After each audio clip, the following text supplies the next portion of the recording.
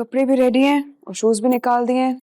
Shower ले लो और ready हो जाओ। और हाँ, नाश्ता बताओ क्या करना है, मैं जल्दी से बना दूँ।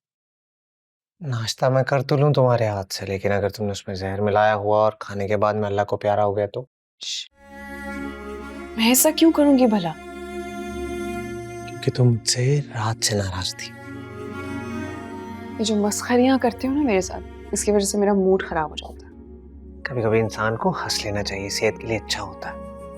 कितनी अजीब बात है, मैं अपनी परेशानी बता रही हूँ और आप हंस रहे हैं। मैं तुम्हारी परेशानी पे नहीं, तुम्हारी बात पे हंस रहा हूँ। और तुम्हें क्या लगता है तुम्हारा शौहर एक छोटा सा बच्चा है जो किसी की भी उंगली पकड़ेगा और उसके पीछे चलना शुरू कर देगा? हाँ, लेकिन अहमद आप समझ नहीं रहे हो। ये मामला ऐसा है कि आपको जज्बाती ब्लैकमेल भी किया जा सकता है, फिर आप क्या करेंगे? मैं तुम्हें यही बात समझाने की कोशिश कर रहा हूँ कि तुम्हारे लिए बात परेशानी की तब होती जब कमी तुम में होती। कमी तो मुझ में है। मेरी दूसरी क्या, मेरी 4 शादियां भी हो जाएं तो कोई भी मुझे औलाद नहीं दे सकती।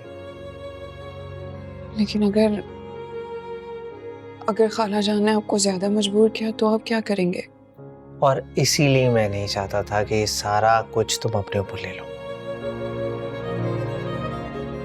और अम्मी ने अगर ज्यादा फोर्स किया तो मैं उन्हें साफ साफ नहीं, बिल्कुल भी नहीं।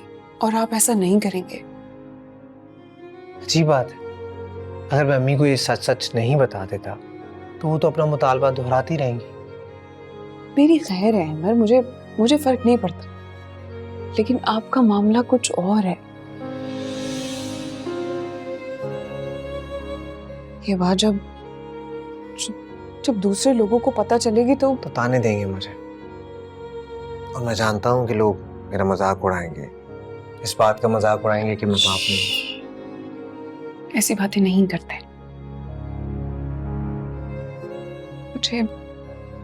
मुझे पता नहीं क्यों अल्लाह ताला से इतनी उम्मीद है, इतना यकीन है कि वो हमें बहुत जल्द गुड न्यूज देंगे। और मुझे तुम्हारे इस यकीन पर यकीन है। बाकी तुम मम्मी की टेंशन ना लो, उन्हें मैं हैंडल कर लूंगा। मैं जानता हूँ उन्हें क्या कहना है। और मेरे जाने के बाद अपनी नींद पूरी कर लेना। असद को 3 घंटे हो गए सोते हुए। अगर वो जाग गया तो फिर तुम्हें टाइम नहीं मिलेगा। ठीक है? मैं जा रहा हूं।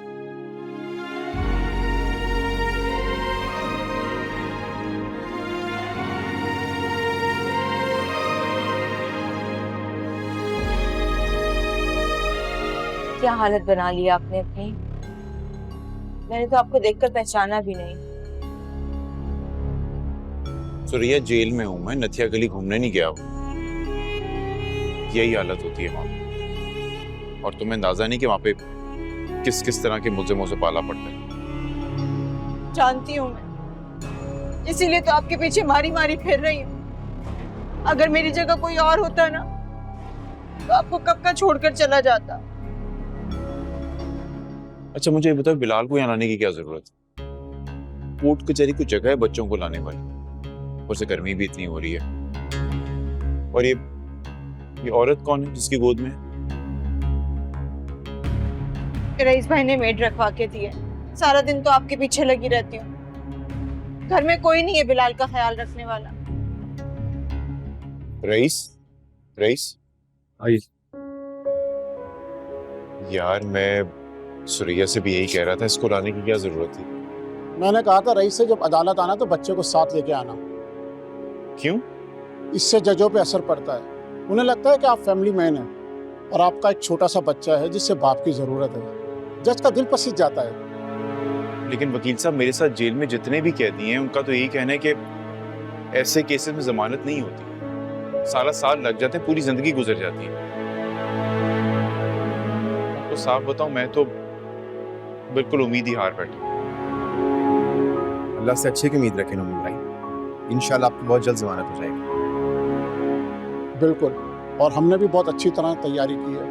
पुलिस ने भी अभी तक कोई सॉलिड FIR दर्ज नहीं कराई। उन्होंने तो आपकी वल्दियत भी गलत लिखवाई है।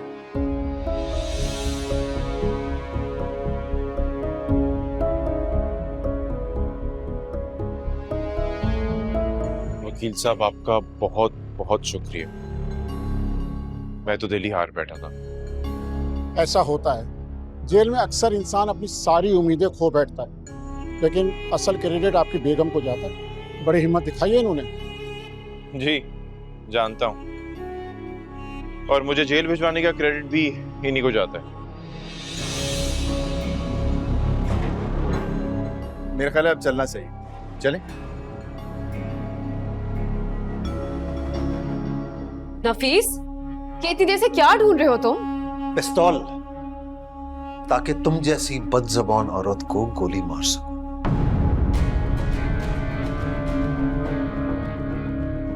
क्या हुआ? हवाइयां क्यों उड़ने लगी? मैं मजाक कर रहा हूं। ऐसा बेहुदा मजाक ना मेरे साथ मत किया करो। अब बताओ क्या ढूंढ रहे थे तुम? यार वो असद का बर्थ सर्टिफिकेट यहीं रखा था, लेकिन अब मिल नहीं रहा है। और उसकी क्या जरूरत पड़ गई तुम्हें? उसकी कस्टडी के लिए एक वकील से मेरी बातचीत चल रही है। उसने मुझे बड़ी उम्मीद दिलाई है कि बच्चा मिल सकता है मुझे। और उस बच्चे का क्या जो इस दुनिया में आने वाला है? क्या हुआ? एक की जगह हमारे दो बाजू हो जाएंगे। लेकिन उसे जरूरत क्या है यहाँ वापस लाने की? अभी तो बहुत छोटा है वो। उस वकील का कहना है कि अगर औरत दूसरी शादी कर ले तो बच्चा बाप के हवाले कर देती है अदालत। और उसे पालेगा कौन? मुझसे हरगिज उम्मीद मत रखना तुम।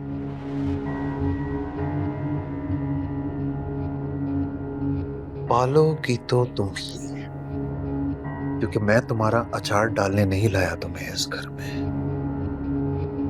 ये बात अपने छोटे से जहन में बिठा लो।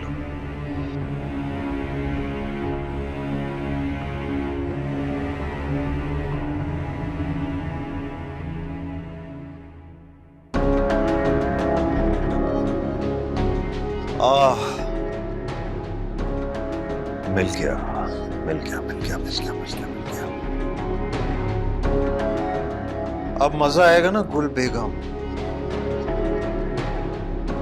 तुम्हें तड़पा तड़पा के अपने कदमों में नहीं गिराया तो मेरा नाम भी नफीस नहीं।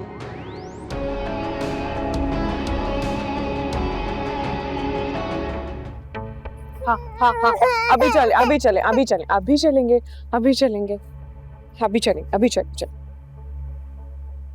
कैसी हो? वैसे कबूतर की आंखें बंद कर लेने से बिल्ली भागती नहीं है, झपट्टा मार का शिकार करती है। चलो बेटा, अब हम अंदर चलते हैं। आपके खाने का टाइम हो रहा है ना? वैसे अफसोस हुआ सुनकर कि तुम फिर से माँ नहीं बन सकती।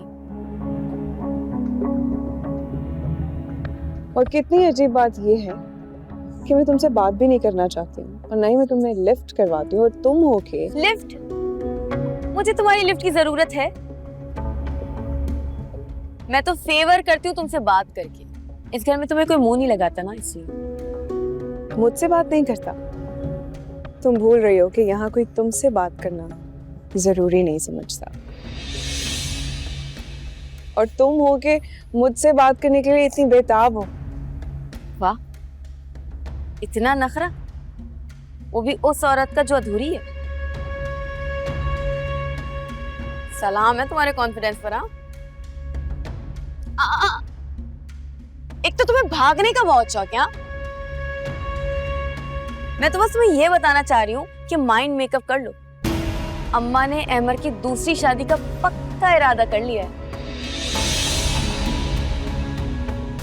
तो अब तुम देख लो कैसे रहोगी तुम, क्या करोगी, कहाँ जाओगी। माइंड मेकअप कर लेना बेचारी।